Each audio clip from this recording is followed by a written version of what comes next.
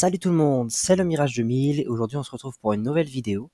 Alors j'ai quelques petites informations à vous faire. J'aimerais que vous me disiez en commentaire si vous voulez que je fasse comme ça, mais j'aimerais faire deux formats de vidéo.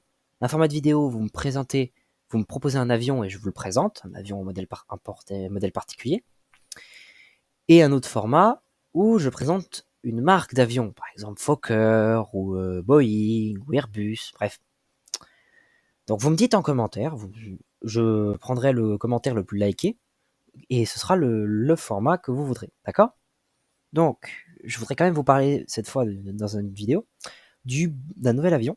Donc malheureusement, j'ai pas trouvé assez d'informations pour le Boeing 777. Donc j'ai pris un autre Boeing, plus âgé, bien plus âgé, puisqu'il date de 1940, c'est le Boeing B-17. Donc le modèle que je vais vous présenter, il vient toujours du livre de Larousse, donc les 800 avions de légende. Donc c'est la version G, donc de 1940, donc les premières versions. Donc, le Boeing B-17, aussi surnommé la forteresse volante, est une extraordinaire machine de guerre. Hérissée de mitrailleuses, elle peut voler jusqu'à 9000 mètres d'altitude. En formation, les B-17 ont la capacité de larguer un tonnage de bombes impressionnant. Comme ils sont surtout utilisés lors de raids de grande ampleur, avec plus de 1000 appareils à la fois, leur production de masse est essentielle. Et pour chaque appareil tombé au combat, les usines américaines en produisent plus de 2. Donc le B-17 avait quand même un confort assez sommaire, puisque pour 10 membres d'équipage, la forteresse volante est étroite et n'est pas pressurisée. L'équipage souffre du mal de l'altitude. Ils doivent supporter des températures glaciales pendant des heures tout en restant suffisamment sur le qui-vive pour réagir à une attaque de la Luftwaffe. Une fois en territoire ennemi, pourtant, les anciens du B-17 conservent une affection sincère pour cet avion, symbole de la puissance armée américaine face à l'ennemi allemand. C'est d'ailleurs lui qui se taillera la part du lion dans les bombardements de jour. Bien que construit à moins d'exemplaires que son contemporain, le B-24 Liberator, et en dépit d'une charge tactique à peine supérieure aux deux Havilland Mosquito, plus rapide et beaucoup plus petit, le B-17 est extrêmement robuste, avec des répartitions de ramener son équipage sain et sauf même en cas d'avarie sévère. D'ailleurs, petite anecdote par rapport à la température, mais c'est déjà arrivé que des pilotes qui étaient un peu en manque d'oxygène à cause du système d'oxygène assez sommaire de l'appareil se retrouvent avec à avoir le fait d'enlever leurs gants de leur grande protection et à poser la main contre la vitre. Vous pouvez chercher, il y a eu beaucoup de pilotes qui ont perdu des doigts, voire même des mains à cause de ça, parce qu'elles ont gelé sur place sur la vitre, tellement il faisait froid là-haut. Donc, la fiche technique, chose très importante. Donc là, le modèle qu'on présente dans le livre est un modèle B-17G. Donc, le modèle présenté d'ailleurs, petite anecdote, est l'avion qui a servi au tournage du film Memphis Belle. Donc c'est le B-17 qu'on voit dans le film. Et sur l'avion, une fois qu'il a fini le tournage, d'un côté ils ont laissé les marquages du film, et de l'autre côté ils ont refait les marquages, le vrai marquage. Donc voilà la petite anecdote. Et là, cet appareil de 1945, c'est la version G qui est apparue en 1940, l'appareil lui-même est de 1945, est le dernier B-17 apte à voler en Europe. Initialement connu sous le nom de Celebi, il est utilisé dans le film Memphis Belle de 1990. Les peintures ajoutées pour le film sont toujours visibles sur l'un des flancs, tandis que l'autre côté a été restauré comme à l'origine. Donc, fiche technique. Boeing B-17G Flying Fortress de 1940. Il vient des États-Unis, a été produit à plus de 12 731 exemplaires, est à la fois de l'aluminium et de l'acier, pèse au maximum avec carburant et bombe 24 948 kg, soit 24 tonnes. Un beau bébé. Il est équipé de 4 moteurs de 9 cylindres en étoile Wright Air 1820-97 Cyclone suralimenté, de référence Air 1200 chevaux, donc qui était aussi équipé d'un système de turbocompression, puisque l'air se fait rare à une certaine altitude. Et d'ailleurs, c'était le point faible des B-17, puisque si le turbo venait à être endommagé, l'appareil devait perdre en altitude pour pouvoir continuer à voler, ce qui le rendait vulnérable aux assauts de la DC-1. Il a une envergure de 31,62 m, une longueur de 22,66 m, un rayon d'action de 3220 km avec 2700 kg de bombes, et une vitesse maximale de 460 km/h. Donc le B-17 appartient à une nouvelle génération d'appareils tout en métal, au cockpit fermé. Conçu pour la robustesse dès le début, Boeing conçoit ce nouveau bombardier comme un navire de guerre aérien. Quand un journaliste écrit que le prototype ressemble à une forteresse volante, Boeing se saisit de cette trouvaille et fait déposer le nom.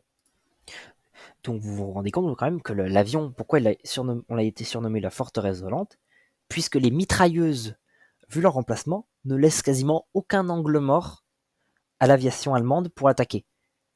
L'endroit le plus apte pour attaquer, c'était par au-dessus et à l'arrière, puisque c'était dans l'angle mort du canonnier arrière, et le temps que le canonnier avant du dos vous repère, vous étiez déjà très proche, et ça vous donnait une ouverture sur les moteurs. Bref. Le cockpit, maintenant. Donc le cockpit et le pilote et le copilote du B-17 bénéficient d'une excellente visibilité frontale et latérale depuis le cockpit, le tableau de bord étant conçu pour être spacieux et efficace. Logique, puisqu'on est en temps de guerre. Le commandant de bord est à gauche et avec les principaux instruments de vol, horizon artificiel, variomètre, étant regroupés sur le tableau de bord central. Le copilote assis à droite est aussi responsable du suivi des contrôles moteurs. Sur la banquette droite, la console centrale réunit les manettes des gaz, les commandes de contrôle au carburant et la richesse mélange carburant et du pas d'hélice. Donc la richesse carburant, pour démarrer l'appareil par exemple. Il faut activer les mixtures sur Auto Right, mettre le variateur, donc magnéto, en both, et faire le starter. Et mettre un peu de gaz, si vous voulez que ça parte. Bien penser à appuyer sur le frein, parce que sinon l'avion il part.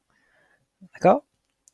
Sur les vieux appareils, par exemple type Corsair, encore les Corsair, il y a un démarrage automatique.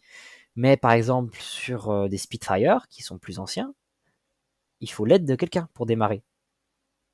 Il faut rembobiner l'hélice, et en fait, grâce à un ressort, elle se met à tourner, et ça lance le moteur. Comme quand on faisait démarrer avec une manivelle sur une voiture.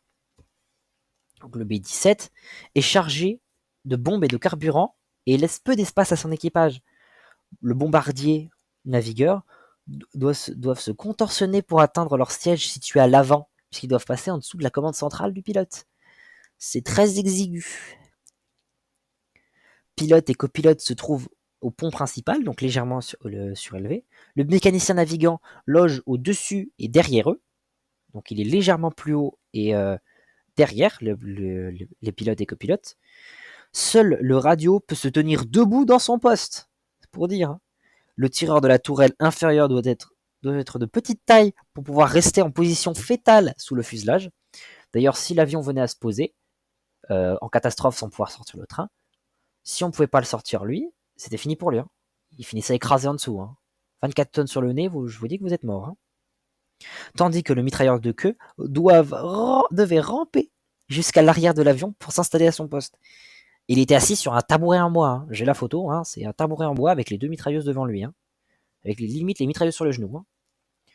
Donc le B-17 est un avion plutôt polyvalent en soi, même s'il avait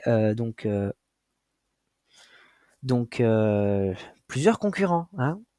Je pense notamment au Douglas A-20 Havoc, au B-24 Liberator, son principal concurrent, au B-25 Mitchell, à la version anglaise, le Avro Lancaster, ou un peu moins connu, le S-29 Stirling, ou le Wrecker Wellington X, qui étaient tous des avions, des gros bombardiers, ou encore le Halifax, le Page Halifax, qui ressemble étrangement au Lancaster, mais bref. Tous ces avions avaient un point commun, leur silhouette. C'est facile de repérer la silhouette de ces appareils. Le B-17 est un des plus simples. Sa dérive ronde et haute, le rend très facilement repérable sur une silhouette de côté par rapport aux autres. Si vous avez un jour, je sais pas, à reconnaître un avion, je vous donne quelques petites astuces. Comment différencier un B-17 d'un B-24, d'un Halifax, d'un Lancaster et d'un Havoc, ou même d'un Mitchell, ou d'un Wellington, ou d'un Stirling. Bref, on va se concentrer sur B-17, B-24, A-20 Havoc, Halifax et Lancaster. Et le Mitchell, j'ai oublié. Donc, le B-17, vous pouvez déjà éliminer le Havoc et le Mitchell, puisqu'il a 2 moteurs. ils ont 2 moteurs. Donc le B-17 en a 4. Ça résout le problème. Maintenant, il faut faire la différence entre le B-24, Halifax, Lancaster et Fortress. Donc, le Halifax, il a des moteurs ronds. Il a le dessous des moteurs ronds. Comme le B-17 et le B-24. Le Lancaster, lui, a une excroissance en dessous du moteur qui contient l'aération. On dirait presque des moteurs de Spitfire. Ils sont très étroits. Donc, on peut l'éliminer. De plus, la dérive est une dérive séparée. Pour reconnaître un B-17, il a une dérive simple. Tous les autres ont une dérive séparée. Maintenant, si vous voulez repérer entre le Lancaster, le Liberator et le Halifax, qui est qui? Donc, la dérive du Lancaster est très étroite. D'accord, ça ressemble plus à un ovale. Mais un ovale étroit. Le B-24, il a une sorte de nez de bateau. Hein, il est très petit et un nez un peu bateau. Et c'est presque un ovale normal au niveau de sa dérive séparée. Par contre, le Halifax, lui, ressemble énormément à un B-17 au seul point que sa dérive est séparée. Et lui, il a presque des carrés en tant que dérive. Donc c'est assez compliqué de les repérer. Par exemple, pour différencier un Havoc d'un Mitchell, Mitchell a une dérive séparée, pas le Havoc. Voilà, je vous ai donné toutes les clés pour pouvoir repérer un B-17 parmi plein d'autres, juste avec une silhouette. D'ailleurs, faites attention, si vous regardez le film Indiana Jones et le 4 ans de la destinée, ce n'est pas un vrai Heinkel H111 qui est utilisé pour le tournage. Puisque très peu de ces appareils ont survécu à la guerre et le peu qui reste sont pas forcément en état de voler. Ou les musées qui les possèdent ne sont pas forcément d'accord à les céder pour un film. Donc ils ont utilisé un autre subterfuge. Ils sont partis d'une base de Lancaster. On peut le reconnaître notamment au moteur, puisque les moteurs de Lancaster ressemblent assez fortement aux moteurs de B-17, de H111. Ils ont juste raccourci les ailes, enlevé deux moteurs, raccourci un peu la queue, et ils ont obtenu un Heinkel. Mais comme ils ont dû laisser la queue split, donc j'appelle ça la queue split, mais la queue fendue, ça fait que l'appareil est facilement reconnaissable en soi. Puis on voit bien que c'est pas un vrai H111. Les vrais l'auront reconnu, mais bon, c'est pas forcément le cas de tout le monde. Donc je vous donne ça, je vous donne cette info. C'est un Lancaster qui est modifié, qui a été utilisé pour le tournage. Donc il y a d'autres bombardiers qui ont été utilisés pendant la guerre.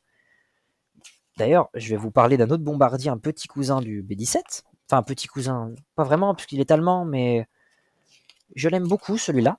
Enfin, je l'aime beaucoup. C'est un Allemand, hein. Comment peut-on dire qu'on aime les Allemands de cette époque-là? J'aime les machines, hein, mais les inventeurs un peu moins.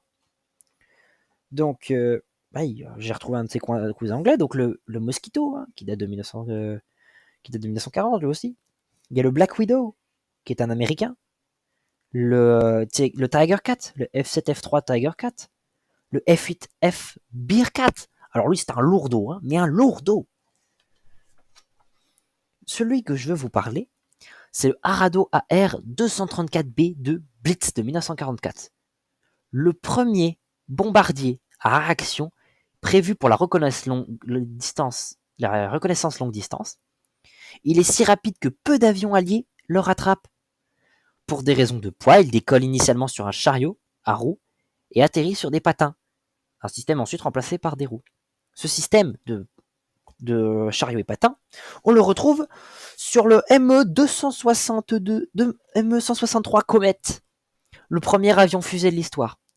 Les Allemands sont les premiers à avoir fait des avions à réaction, avec le ME-262 Schwabel, que tout le monde connaît, enfin tout le monde connaît, si vous êtes un vrai, vous connaissez, mais son petit cousin, enfin le petit cousin du 163, le Heinkel HE-162, nommé admirablement le Volksjäger, le chasseur du peuple.